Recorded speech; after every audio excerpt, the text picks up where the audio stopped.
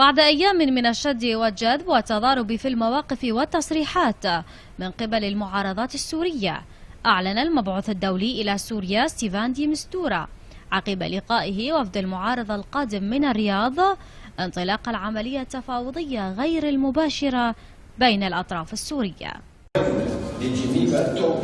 محادثات جنيف قد بدأت بالفعل، وبالتوازي يجب أن يكون هناك نقاش جاد لوقف إطلاق النار، وبدء المحادثات يعني أن التحدي بدأ الآن، ولدينا القدرة والوقت لمناقشة قضايا ذات مستويات مختلفة. حديث عضو الوفد المعارض سالم المسلط عن تمسك وفده بما يسمى جيش الإسلام واعتباره من الفصائل الثورية المعتدلة، أمر لم يثر استغراب السوريين الذين عدوه إيغالا في الإجرام والإرهاب بحق الشعب السوري.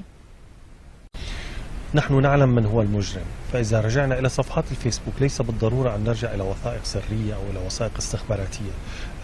إذا رجعنا إلى وثائق الفيسبوك سوف نكتشف مباشرة من هو علوش، محمد علوش، وكيف هو يرتكب الجرائم والإرهاب بحق السوريين، من يطلق قذائف الهون على دمشق وعلى ريف دمشق، من يفجر في السيدة زينب والذي ذهب عشرات الشهداء وعشرات الجرحى جراء التفجيرات الإرهابية التي ترتكبها المعارضة المعتدلة كما يسمونها.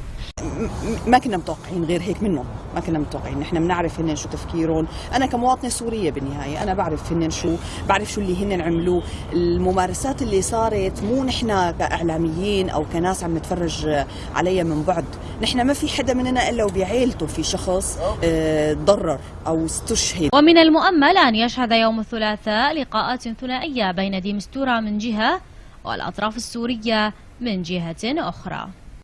شروط مسبقة ومواقف متشددة يطلقها وفد معارضة الرياض المفاوض ضمن جنيف 3 اعتبرها معنيون بأنها انعكاس طبيعي لمواقف الدول التي ترعاه وتدعمه ويمثل أجندتها.